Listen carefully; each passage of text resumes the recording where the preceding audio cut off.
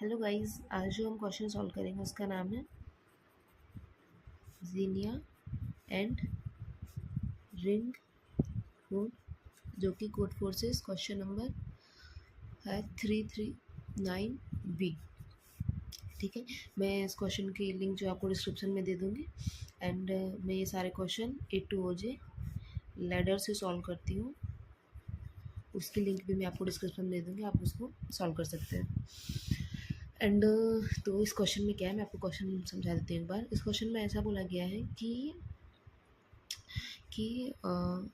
There are N houses which are in a row, like कि like there are N houses, अपन को N houses दिए होंगे जो कि they are number from 1 to n।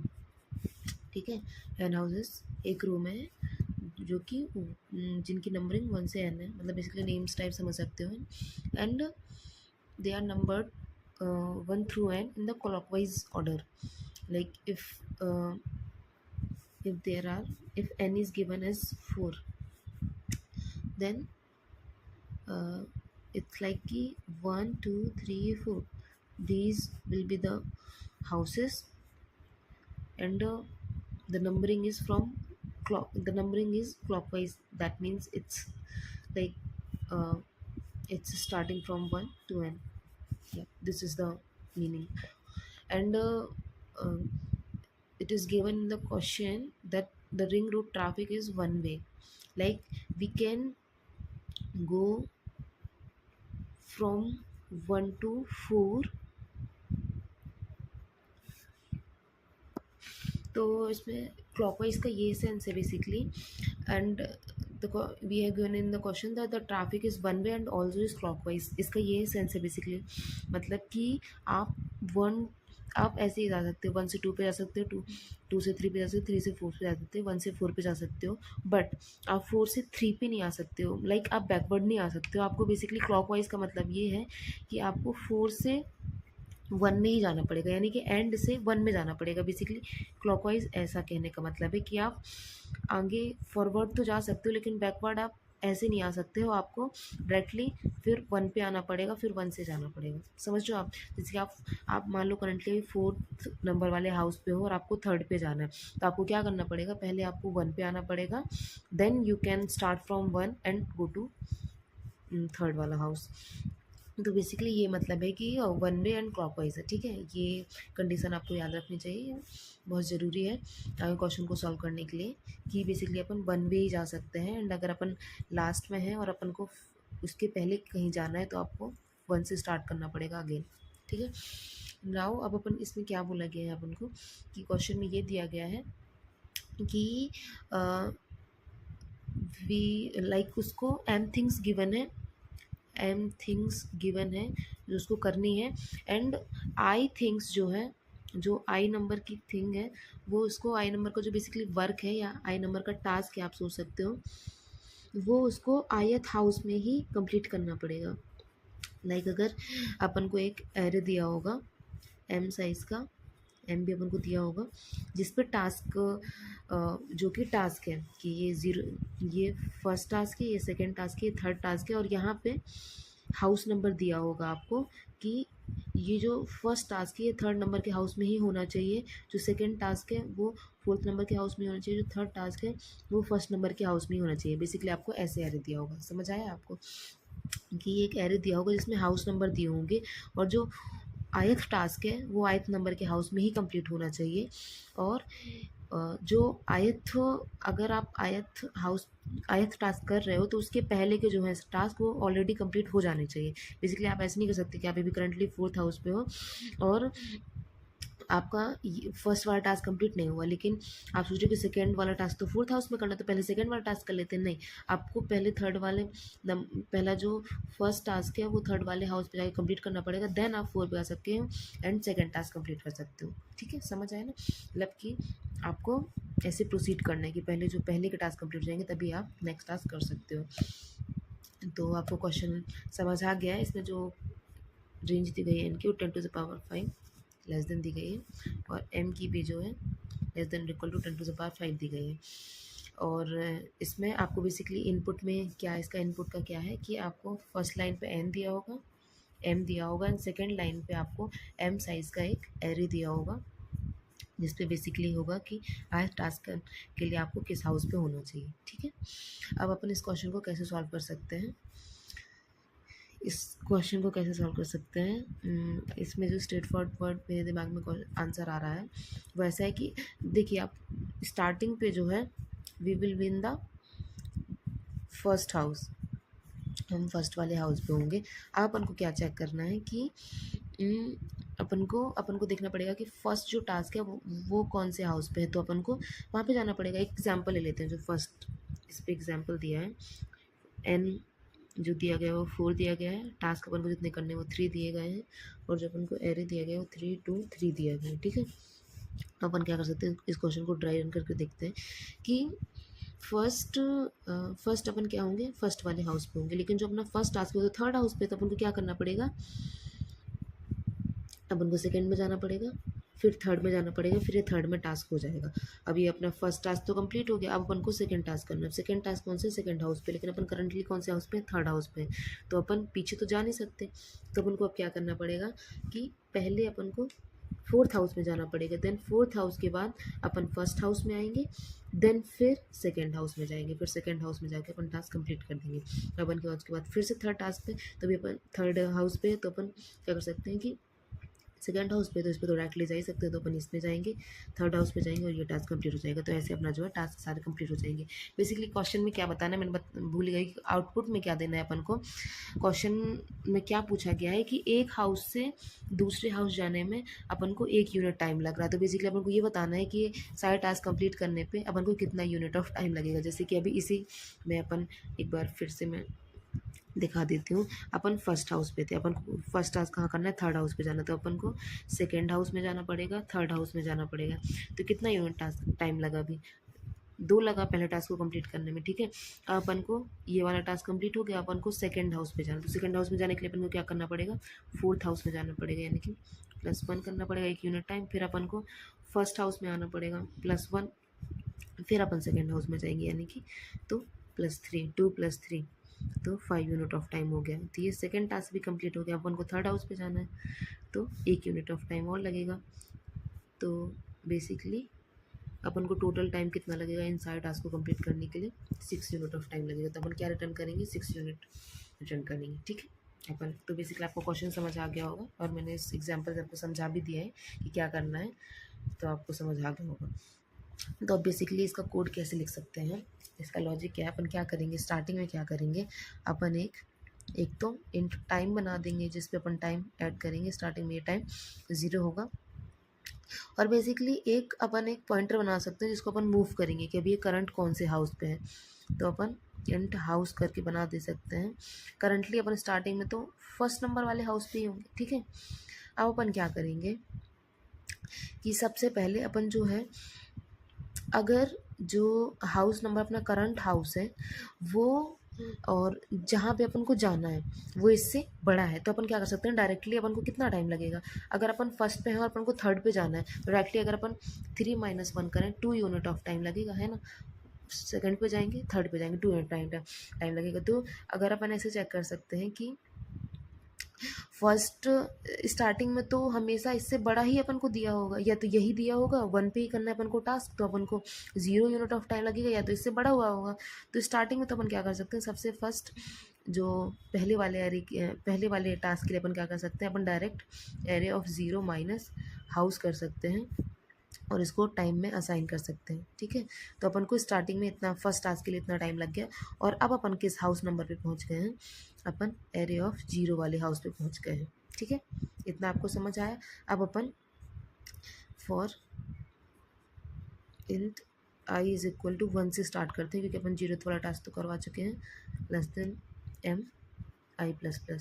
ठीक है, अब इसमें क्या करेंगे अपन कि अगर वही अभी हमने कंडीशन बताई है कि if house number is less than array of I, ठीक है, जहाँ अपन को जाना है उससे हाउस नंबर कम है, तो अपन तो डायरेक्टली क्या कर सकते हैं, टाइम पे प्लस कर सकते हैं array of I minus house number.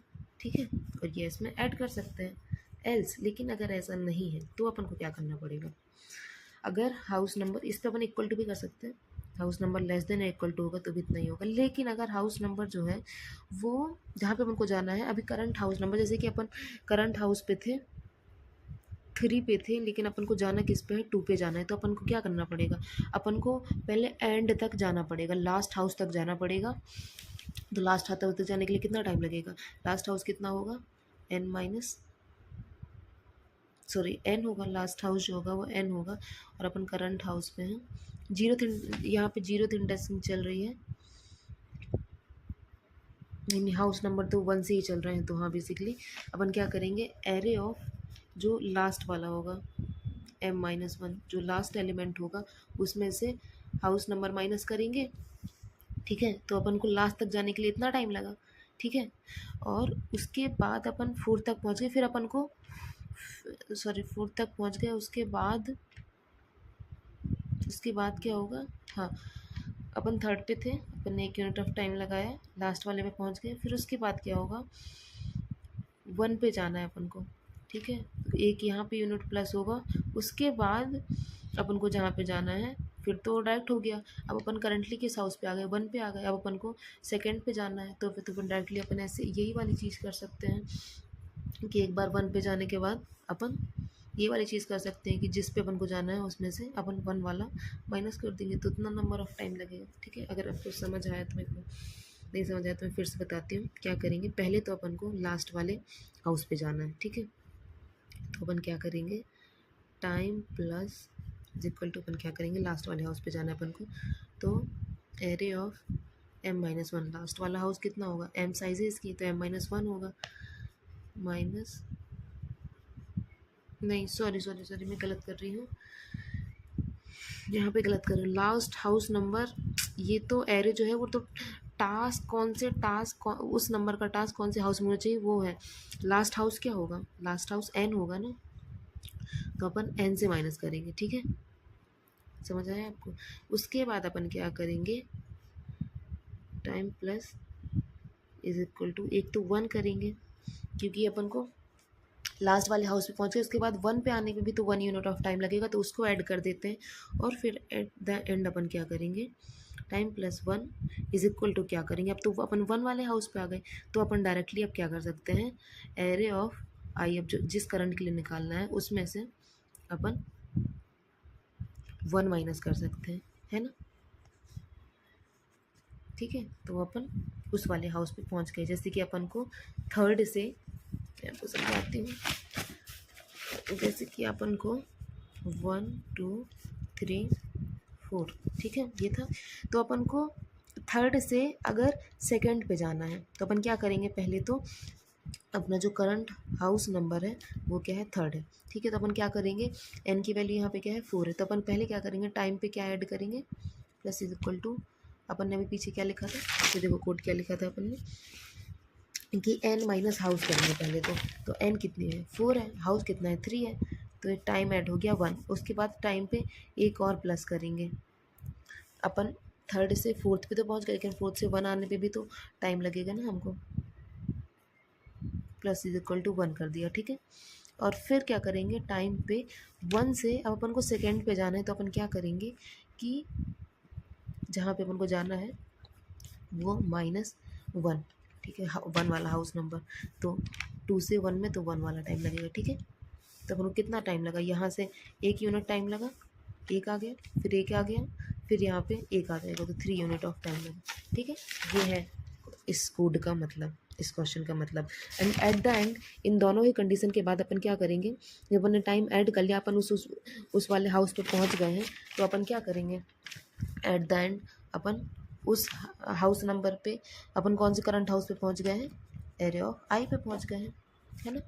तो अपन एट द एंड ये असाइन कर देंगे, फिर से मैं आपको पूरा कोड लिख के दिखा देती हूँ, पूरा स्यूडो कोड टाइप लिख के दिखा देती हूँ कि for int I is equal to 1 से स्टार्ट किया अपन ने, less than m I plus plus, ठीक है। अपन क्या करेंगे, सबसे पहले चेक करेंगे कि if house number is less than array of I, जहाँ पे अपन को जाना है उससे कम है अगर हाउस नंबर जहाँ पे अपन करंटली है, तो अपन क्या करेंगे, time plus is equal to array of I minus house number कर देंगे, ठीक है। एल्स यहाँ पे इक्वल टू भी लगा सकते हैं सर।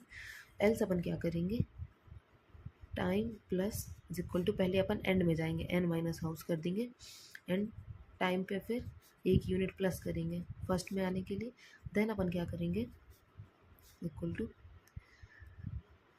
जो करंट है उसमें से अपन 1 माइनस कर देंगे, ठीक है। और अपन एट द एंड क्या करेंगे, हाउस पे जहाँ पे अपन करंट पहुँच गए हैं, एरिया ऑफ आई पे पहुँच गए ना करंट, अपन उसे असाइन कर देंगे, ठीक है। तो इतना कोड अपना चलेगा। इससे अपन को एट द एंड अपन क्या कर देंगे, टाइम को रिटर्न कर देंगे, ठीक है। समझ आया आपको। अब जो पहला क्वेश्चन किया था ना हमने, जिस पे ये वाला किया था, सॉरी एग्जांपल दिया था मैंने आपको, और इससे आंसर अपना 6 आया था। अपन इस वाले पे ड्राई रन करके देखते हैं कि 6 आ रहा है कि नहीं आ रहा है। देखिए क्या था, 4 था, 3 था, 3 2 3, ये वाला दिया था, ठीक है। तो अपन क्या करेंगे, सबसे पहले, ठीक है, यहाँ पे मैं आपको करके दिखाती हूँ। ये अपन को दिया है, ठीक है, ये दिया है, एंड जो एरे दिया है वो 3 2 3 दिया है। अपन क्या करेंगे, सबसे पहले क्या करेंगे, टाइम इज इक्वल टू 0 लेंगे और house number is equal to 1 लेंगे, ठीक है। और फिर अपन को क्या करना है, सबसे पहले स्टार्टिंग में क्या करना है, स्टार्टिंग में जो है फर्स्ट वाले हाउस के लिए अपन क्या करेंगे कि टाइम पे प्लस कर देंगे क्या, एरे ऑफ 0 माइनस हाउस। इसका क्या मतलब है, एरो ऑफ 0 पे 3 है, -1, तो 2 टाइम लगा। जो पहला, अभी टाइम की वैल्यू क्या हो गई अपनी, अभी टाइम की वैल्यू हो गई, टाइम इज इक्वल टू 2 हो गया, ठीक है करंटली। और हाउस नंबर पे क्या असाइन कर देंगे, एरे ऑफ 0, यानी कि हाउस की वैल्यू हो गई 3, ठीक है। अब अपना जो है फॉर लूप चलेगा। अब फॉर लूप पे क्या आएगा, अपना करंट हाउस क्या है, 3 है, 3 है, एंड अपन को जो सेकंड हाउस है अपन को जाना कहाँ है, 2 पे जाना है। तो अपन क्या करेंगे कि ये वाली कंडीशन चेक हो गई, हाउस नंबर जो है, सॉरी, हाँ, हाउस नंबर अपना करंटली 3 है, अपन को जाना 2 पे है। तो ये वाली कंडीशन जो होगी, house is less than equal to, ये सेटिस्फाई नहीं होगी तो अपन एल्स वाली कंडीशन पे जाएंगे। एल्स कंडीशन पे जाएंगे तो अपन क्या करेंगे, सबसे पहले time plus is equal to, अभी करंटली टाइम की वैल्यू कितनी है, 2 पे, उसी पे तो ऐड होगा ये, कितनी है, एन जो है यहाँ पे 4 है, 4 माइनस अभी करंट किस हाउस पे है, करंट एर इज इक्वल टू एर इज 0, यानी कि थर्ड हाउस पे है, तो ये 1 हो गया, ठीक है। तो अभी time plus is equal to 1, time की वैल्यू 2 थी ऑलरेडी, तो अब 3 हो गई, ठीक है। अब टाइम पे एक और हम ऐड कर देंगे, टाइम पे हम एक और 1 ऐड कर देंगे, ठीक है। तो अब यहाँ पे 3 हो गई थी, 3 + 1 4 हो गया टाइम, ठीक है। अब इसके बाद क्या है, इसके बाद टाइम पे हम क्या करेंगे, जो करंटली हाउस पे जाना है, सेकंड पे जाना है, -1, ये ऐड करेंगे टाइम पे। Time plus is equal to 2 - 1, क्या हुआ, 4 + 1 है ना, पहले टाइम की वैल्यू कितनी है, 4 है, और ये 2 - 1 1 आएगा, यानी कि अब टाइम की वैल्यू हो गई 5। अब करंटली अपन हाउस को एंड में क्या असाइन कर रहे हैं, एरे ऑफ आई, यानी कि अब हाउस की वैल्यू हो गई 2 हो गई, और अपन को जाना किस में है, 3 पे जाना है। हाउस पे अभी दोबारा लूप चलेगा, हाउस की वैल्यू जो है 2 है और हमें जाना है 3 पे, तो ये वाली कंडीशन सेटिस्फाई हो गई। तो अब अपन टाइम पे क्या प्लस करेंगे, अपना टाइम कितना आ गया था, 5 आ गया था, और अपन कितना प्लस करेंगे, array of I, currently array of I कितना है, थर्ड पे जाना है, और माइनस हाउस की वैल्यू क्या है 2, तो 1 हो जाएगा, 5 + 1, आंसर आ गया 6, और 6 ही आंसर आ रहा था, पहले भी अपन ने करके देखा था मैन्युअली, तो भी 6 आंसर आ रहा था। तो मतलब बेसिकली ये कोड अपना वर्क कर रहा है अच्छे से, ठीक है, हर कंडीशन के लिए, ठीक है, ये आपको समझ आ गया। अब इसके बाद इसकी टाइम कॉम्प्लेक्सिटी क्या होगी, बेसिकली अपन इसकी टाइम कॉम्प्लेक्सिटी हुई है, लूप कितना चल रहा है, O(m) चल रहा है ना। और स्पेस कॉम्प्लेक्सिटी क्या होगी, स्पेस कॉम्प्लेक्सिटी अपन ने कुछ यूज़ ही नहीं किया, अपन ने 2 वेरिएबल्स यूज़ किए, और अपन ने एरे को इनपुट स्टोर करने के लिए एरे यूज़ किया है। तो इसकी जो बेसिकली इनपुट लेने में अपना O(m) जो है स्पेस कॉम्प्लेक्सिटी यूज़ हुई, ओनली एरे स्टोर करने में, बाकी क्वेश्चन सॉल्व करने में अपन ने कोई वैल्यू नहीं ली है, ठीक है। तो ये टाइम कॉम्प्लेक्सिटी हो गई, ये स्पेस कॉम्प्लेक्सिटी हो गई। तो ये क्वेश्चन ओ ऑफ एम में सॉल्व हो गया। इसमें एक और वो है जो एक एरर आ सकता है, जो मैंने कोड फोर सबमिट किया था उसमें भी आया था थोड़ा, कि टाइम की वैल्यू ना ऐसे ऐड होते होते तो बहुत ज़्यादा हो सकती है। तो टाइम को आप इंट मत लीजिए, लॉन्ग ले लीजिएगा। जो वेरिएबल है टाइम का उसको लॉन्ग ले लीजिएगा, तो आपके टेस्ट केसेस पास हो जाएंगे। लाइक अगर एम की वैल्यू, मतलब एम कोई भी हाउस नहीं, अपन को ऐसे 0 हाउस दिए गए हैं या ओनली 1 हाउस दिया गया है, तो अपन डायरेक्टली कितना टाइम लगेगा। अगर एक ही हाउस, मतलब एक ही टास्क दिया है, अगर अपन को हाउसेस कितने भी दिए हैं लेकिन टास्क एक ही दिया है, तो अपन डायरेक्टली इस कंडीशन, ये तो जो अपन ने किया है यहाँ से तो मैनेज हो ही जाएगा अपना, है ना। इस लूप में आने की जबकि ज़रूरत ही नहीं पड़ेगी। ए ऑफ अगर एक ही होगा तो एरे ऑफ 0 के लिए अपन बाहर ही मैनेज कर रहे हैं तो ये हो जाएगा। लेकिन अगर एम की वैल्यू मैक्सिमम जो रेंज दी गई है 10⁻³ दी गई है, सर मैंने पहले बताया था आपको, 10⁻5 दी गई है, सॉरी 10⁻5 दी गई है, उतनी बड़ी होगी तो मतलब टाइम पे बहुत सारी वैल्यूज़ ऐड हो सकती है ना। तो एम टाइम को अगर अपन लॉन्ग पे लेंगे तो अपने टेस्ट केसेस जो है पास हो जाएंगे। ठीक है, तो ये क्वेश्चन लीनियर टाइम कॉम्प्लेक्सिटी में अपन ने सॉल्व कर लिया है। आपको समझ आया हो तो ज़रूर इस वीडियो को लाइक करिएगा, एंड अगर कुछ डाउट हो तो आप कमेंट सेक्शन में बता सकते हैं। बाकी इस क्वेश्चन की लिंक जो है डिस्क्रिप्शन में दी गई है, आप इस क्वेश्चन को खुद से सॉल्व करके ट्राई कर सकते हैं। Thank you.